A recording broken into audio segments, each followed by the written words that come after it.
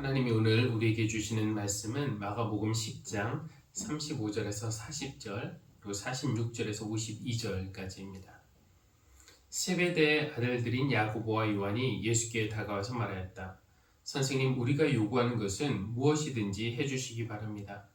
예수께서 그들에게 말씀하셨다. 너희는 내가 너희에게 무엇을 해주기를 바라느냐? 그들이 그에게 대답하였다. 선생님께서 영광을 받으실 때에 하나는 선생님의 오른쪽에 하나는 선생님의 왼쪽에 앉게 하여 주십시오. 예수께서 그들에게 말씀하셨다. 너희는 너희가 구하는 것이 무엇인지를 모르고 있다. 내가 마시는 잔을 너희가 마실 수 있고 내가 받는 세례를 너희가 받을 수 있느냐? 그들이 그에게 말하였다. 할 수 있습니다. 예수께서 그들에게 말씀하셨다. 내가 마시는 잔을 너희가 마시고 내가 받는 세례를 너희가 받을 것이다. 그러나 내 오른쪽과 내 왼쪽에 앉는 그 일은 내가 허락할 수 있는 일이 아니다. 정해놓으신 사람들에게 돌아갈 것이다. 그들은 여리고에 갔다. 예수께서 제자들과 큰 무리와 함께 여리고를 떠나실 때에 디메오의 아들 바디메오라는 눈먼 거지가 길가에 앉아 있다가 나사렛 사람 예수가 지나가신다는 말을 듣고 다윗의 자손 예수님, 나를 불쌍히 여겨주십시오 하고 외치며 말하기 시작하였다. 그래서 많은 사람이 조용히 하라고 그를 꾸짖었으나 그는 더욱더 큰 소리로 외쳤다. 다윗의 자손님, 나를 불쌍히 여겨주십시오. 예수께서 걸음을 멈추시고 그를 불러오라고 말씀하셨다. 그래야 그들은 그 눈먼 사람을 불러서 그에게 말하였다. 용기를 내어 일어나시오. 예수께서 당신을 부르시오. 그는 자기의 겉옷을 벗어 던지고 벌떡 일어나서 예수께로 왔다. 예수께서 그에게 말씀하셨다. 내가 너에게 무엇을 하여 주기를 바라느냐? 그 눈먼 사람이 예수께 말하였다. 선생님, 내가 다시 볼 수 있게 하여 주십시오. 예수께서 그에게 말씀하셨다. 가거라. 내 믿음이 너를 구원하였다. 그러자 그 눈먼 사람은 곧 다시 보게 되었다. 그리고 그는 예수가 가시는 길을 따라 나섰다. 아멘. 제가 무엇을 해드리면 좋겠습니까? 물어보는 이가 저 같은 보통 사람이면 여러분이 큰 기대하지도 않겠죠. 그러나 물어보시는 이가 하나님이시라면 이야기는 달라집니다. 솔로몬에게도 그렇게 물으셨던 하나님이시죠. 내가 너에게 무엇을 주기를 바라느냐? 나에게 구하여라. 정말 뭐든지 다 주실 것 같고 부족하면 더 필요한 거 있느냐 물어보실 것 같은 하나님. 그런 하나님을 가진 우리는 정말로 복받은 사람들입니다. 예수님은 우리에게 너희는 이제 하나님의 자녀로서 기도할 자격이 있으니 언제든지 내 이름으로 하나님 앞에 나아가서 기도하라고 가르쳐 주시면서 우리가 주님의 이름으로 구하면 하나님이 다 이루어 주시고 또 속히 응답해 주실 것이라고 말씀하셨습니다. 그러니까 우리가 솔로몬 참 좋겠다. 솔로몬만 부러워할 것이 아닙니다. 내가 무엇을 해주길 바라느냐? 나에게 구하라. 하나님은 우리가 기도로 나아갈 때마다 이런 마음으로 우리를 맞아주십니다. 그런데 하나님은 요술램프 지니와는 다르십니다. 요술램프 지니는 우리가 무슨 소원을 말하든지 상관하지 않고 그대로 들어주겠지만 하나님에게 대답할 때는 우리가 신중해야 합니다. 그러니까 하나님이 우리에게 내가 너에게 무엇을 해주기를 바라느냐라고 물으실 때 마치 우리가 로또에 당첨되면 무엇을 할까 상상하듯이 내가 하고 싶은 것들, 내가 갖고 싶은 것들 쭉 나열할 기회가 생긴 것이 아니라 정말로 내 안에 자리 잡고 있는 것이 무엇인지 돌아보고 확인할 수 있는 그런 기회가 되어야 할 것입니다. 정말로 내가 원하는 것이 무엇이지? 이렇게 물어보고 물어볼수록 내 안에 깊이 자리 잡고 있는 그것이 나의 이기적인 욕심인지 아니면 하나님 뜻에 맞는 소원인지 우리는 확인할 수 있을 것입니다. 오늘 하나님은 우리에게 두 이야기를 들려주세요. 하나는 야고보와 요한이 예수님에게 영광의 자리를 요구하는 그런 이야기였고요.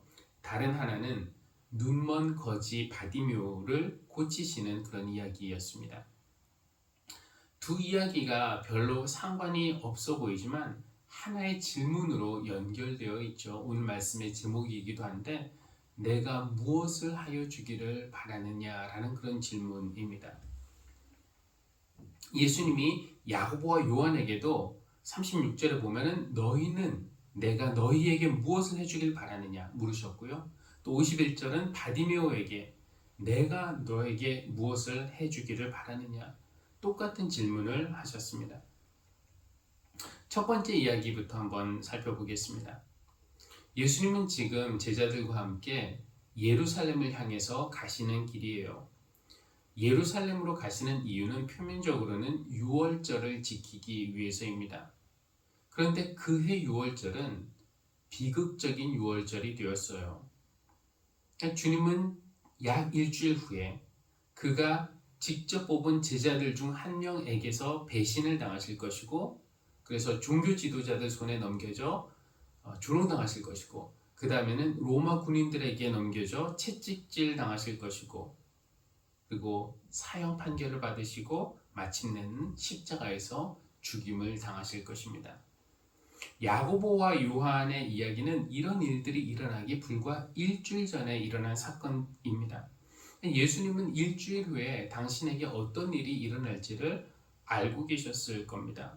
그러니 예루살렘을 향해 가시는 그 발걸음이 그 마음이 가볍지 않았다라는 것을 우리가 쉽게 생각할 수 있어요. 상황이 지금 이러한데 야고보와 요한이 다른 제자들 몰래 예수님을 찾아온 겁니다. 그리고 귓속말 하듯이 조용히 예수님에게 청탁을 해요. 예수님, 우리가 요구하는 것은 무엇이든지 들어주시기 바랍니다. 이 야고보와 요한이 누구입니까?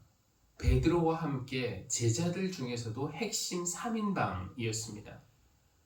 예를 들어 변화산에 올라가실 때 예수님이 12명 다 데리고 올라가지 않으셨어요.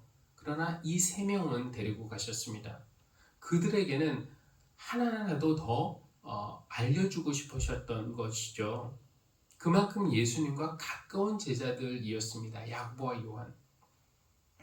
예수님이 이 세상에서의 삶을 마치시고 이제 하나님에게로 돌아가시는 마지막 길인데 정말 사랑하는 제자 야고보와 요한이 이렇게 부탁을 하는데 그 부탁 못 들어주겠습니까? 그래서 말씀하시는 거예요. 내가 너희에게 무엇을 해주기를 바라느냐? 그랬더니 야고보와 요한이 대답합니다. 선생님이 영광 받으실 때에 하나는 선생님의 오른쪽에 하나는 선생님의 왼쪽에 앉게 하여 주십시오. 그 질문을 받은 예수님의 마음이 어땠을까요? 선생님께서 영광 받으실 때에 라고 했는데 예수님이 영광을 받으신다는 것은 무엇이겠습니까?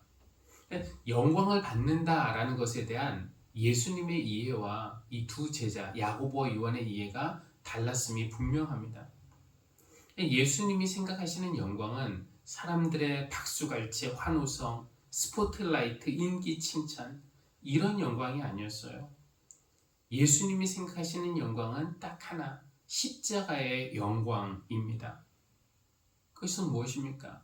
하나님 뜻에 순종하여서 그 뜻을 이루기 위해서 고통과 수치와 희생 감당할 때 인간적으로 보면 전혀 영광스럽지 않지만 그러나 하나님이 알아주시고 하나님이 인정해 주시고 하나님이 칭찬해 주시고 위로해 주시는 그런 영광이었습니다.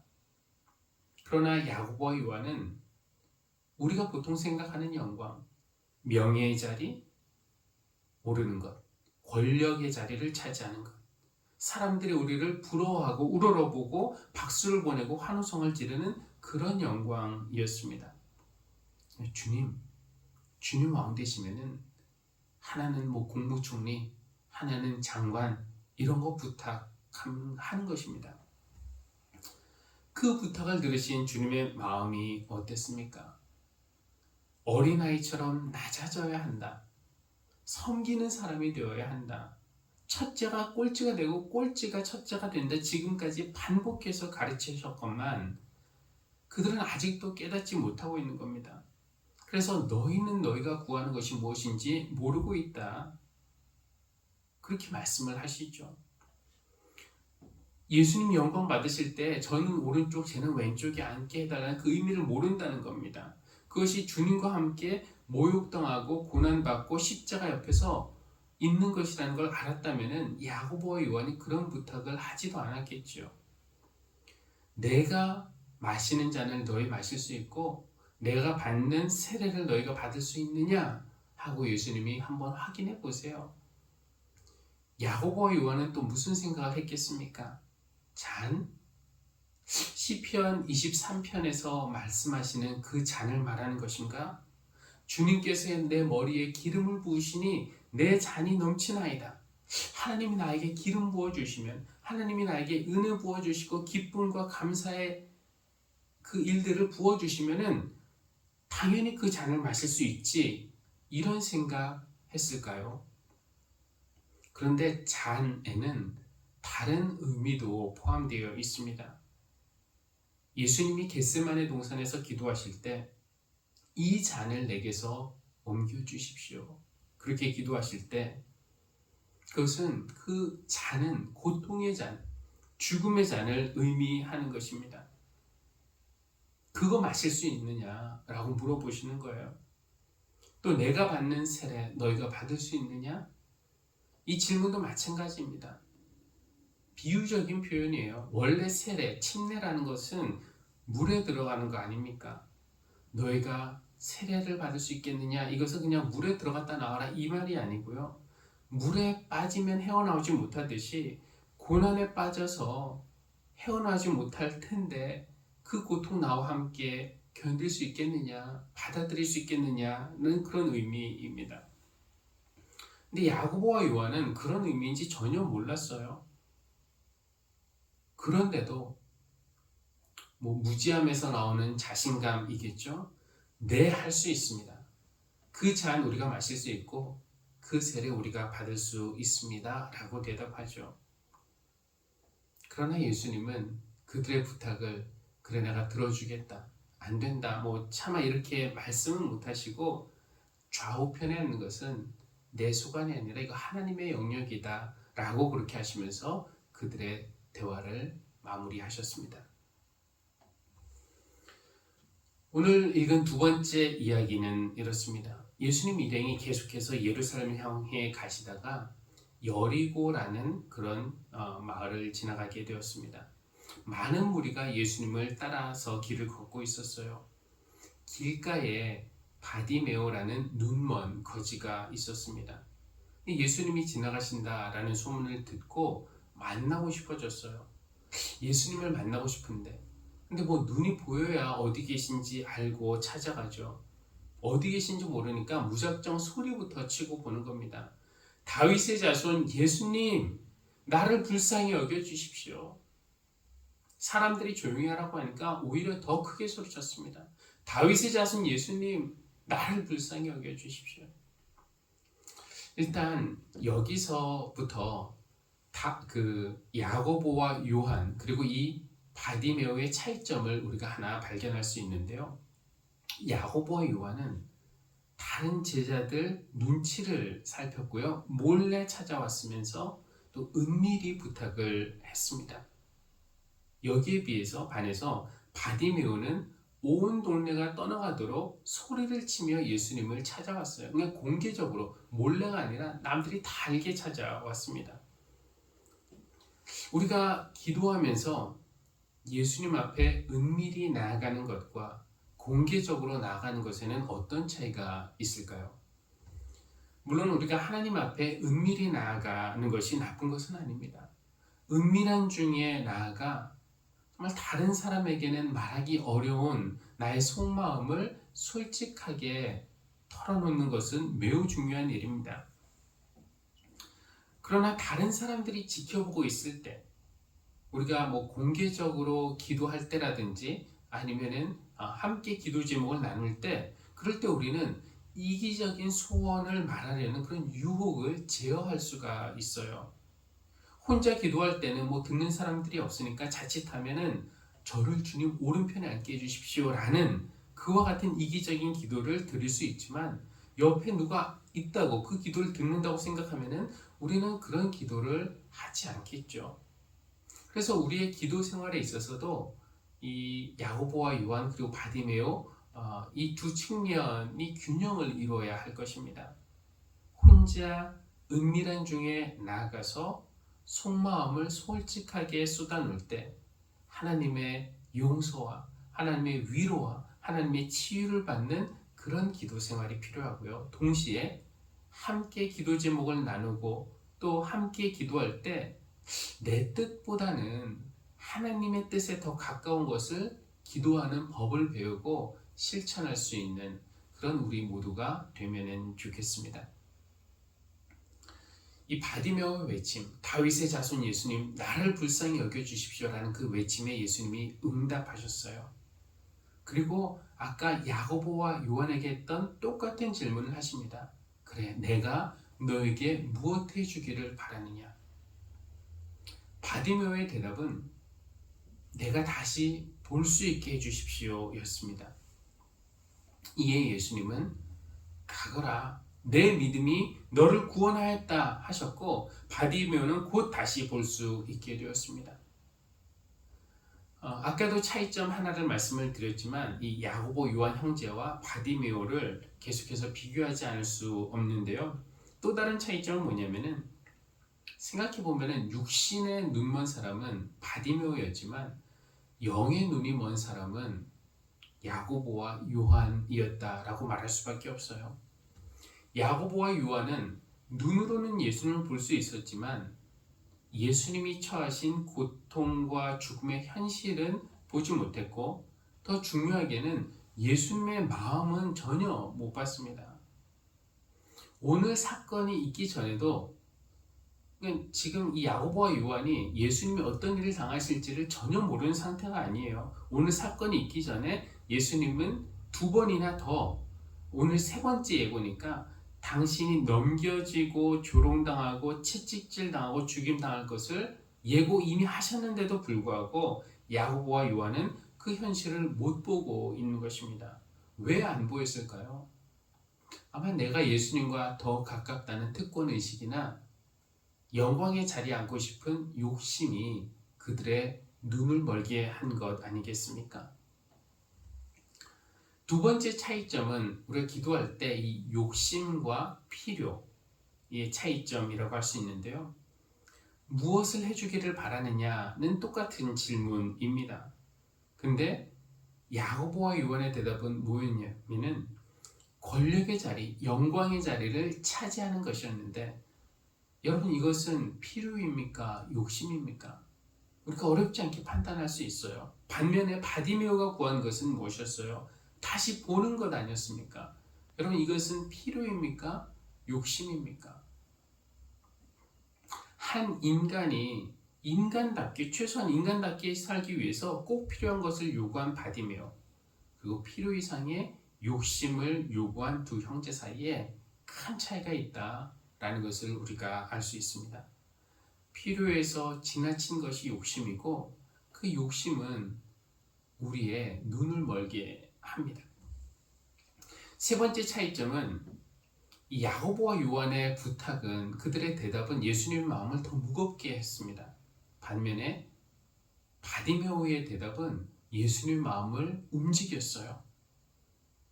예수님이 야고보와 요한의 요구를 들으신다면은 이걸 어떻게 해야 되나 이렇게 고민하셨지만, 바디메오의 대답을 듣고 나서는 즉각적으로 그를 돕고 싶은, 정말 불쌍히 여기는 그 마음이 예수님 안에서 솟아난 것입니다. 그래서 야고보와 요한의 부탁은 너희 간섭할 일 아니다 라면서 안 들어주셨지만 바디메오의 부탁은 금방 들어주셨습니다. 교회 여러분, 이 이야기를 통해서 여러분이 보시는 하나님은 어떤 분이십니까? 오늘 말씀에 의하면 하나님은 내가 무엇을 해주기를 바라느냐 우리에게도 물어보시는 분이세요. 우리가 예수 그리스도를 통해서 하나님의 은혜 보좌 앞에 기도와 예배로 나갈 때마다 하나님은 그래, 내가 너희를 위해서, 너를 위해서 무엇 해주기를 바라느냐라는 좋은 마음으로 우리를 맞아주시는 분이십니다. 모든 권세와 모든 능력을 가지신 분, 그래서 뭐든지 하실 수 있는 분이 내가 무엇 해주기를 바라느냐 물어보는 것은 마치 이 백지수표를 주는 것과 같지 않습니까? 그러나 우리가 그거 받고 너무 빨리 좋아해서는 안 됩니다. 한번 깊이 생각해 봐야 합니다. 무엇 해주기를 원하느냐라는 질문을 던지시는 분이 예수님이라는 사실을 우리가 기억해야 합니다. 요술램프 진이가 물어보는 것도 아니고요. 산신령님이 물어보는 것도 아닙니다. 만약에 요술램프 진이가 우리에게 물어본다면 우리는 뭐든지 요구할 수 있어요. 평생 돈 걱정할 필요 없을 만큼의 돈을 요구할 수도 있고요. 미모나 건강이나 인기나 성공이나 권력 이런 거 거침없이 요구할 수 있겠지요. 만약에 물어보는 네가 산신령님이라면 우리는 금도끼와 은도끼를 구할 수 있을 것입니다. 그러나 예수님은 다르세요. 우리가 무엇을 원하든지 상관없다, 다 들어준다 하시는 분이 아니라는 겁니다. 그래서 우리는 하나님이 그렇게 물어보셔도 함부로 대답할 수가 없어요. 우리가 예수님의 뜻에 맞게 구하면, 예수님의 이름에 걸맞는 것을 요구하면 들어주시겠지만 예수님 뜻에 맞지 않으면 들어주지 않으십니다. 그래서 성경에 이런 말씀도 있지 않습니까? 여러분이 얻지 못하는 것은 구하지 않기 때문이요, 구하여도 얻지 못하는 것은 자기가 쾌락을 누리는 데 쓰려고 잘못 구하기 때문입니다. 그래서 우리가 잘못 구하면 하나님이 안 들어주신다는 겁니다. 그렇다면 하나님이 왜 물어보시나 이렇게 의아해 하시는 분들도 계실지 모르겠어요. 내가 뭘 해주기를 바라느냐 물어보셔도 하나님 마음에 안 들게 대답하면 안 들어주시고, 마음에 들게 대답하면 들어주실 것이라면 굳이 물어보실 필요가 없지 않냐라는 것이죠. 그런데 하나님이 우리에게 그렇게 물어보시는 것은 우리의 소원을 무작정 다 들어주시기 위해서가 아니라 하나님의 소원이 무엇인지 우리에게 배우라는 그런 의도이십니다. 우리가 하나님의 소원을 알면은 그것을 나의 소원으로 삼아서 우리 입으로 하나님의 소원을 구하는 것, 그것이 참된 기도입니다. 그래서 가장 좋은 기도는 주님이 우리에게 가르쳐 주신 기도 아닙니까? 예수님은 우리에게 우리의 그 이기적인 욕심을 요구하는 그런 기도를 가르쳐 주신 게 아니라 하나님 나라가 임하게 하여 주십시오. 하나님 이름이 거룩하게 하여 주십시오. 하나님 뜻이 하늘에서 이루어진 것처럼 이 땅에서도 이루어지게 하여 주십시오. 무엇을 원하느냐? 이 질문에 하나님의 소원을 헤아리고 그 소원을 나의 소원으로 삼아서 올리는 것이 참된 기도입니다. 그러므로 내가 무엇을 해주기를 바라느냐고 예수님이 질문하시면 가장 좋은 것은 우리의 소원은 이겁니다 하고 쭉 나열하는 것이 아니라 하나님이 원하시는 것, 하나님의 소원은 무엇일까? 곰곰이 생각해보고 그것을 내 소원으로 삼아서 그것을 기도로 올리는 것입니다. 그런 의미에서 기도는 요구가 아니라 조율이라고 말할 수 있겠습니다. 하나님의 어떤 절대음에 나의 마음을 조율하는 것 말이죠. 오늘의 질문, 하나님이 우리에게 주시는 질문, 내가 너희에게 무엇을 해주기를 바라느냐는 질문이 우리에게 우리 자신을 돌아볼 수 있는 기회가 되기를 바랍니다. 나의 눈은 잘 보이는가? 야고보와 요한처럼 보기는 보여도 정말 중요한 것을 못 보는 것은 아닌가? 우리가 깨알같이 작은 글씨나 아니면 아주 멀리 있는 물체를 잘 보는 그런 시력이 좋은 사람이 아니라 내 상태, 내 영혼의 상태를 제대로 보고, 더 중요하게는 하나님의 마음을 보고 예수님의 소원을 보고 우리를 인도하시는 성령님의 손을 제대로 보는 눈, 영혼의 눈이 맑은 우리 모두가 되기를 축복합니다. 주님은 날마다 우리에게 물으세요. 내가 너희에게 무엇을 해주기를 바라느냐?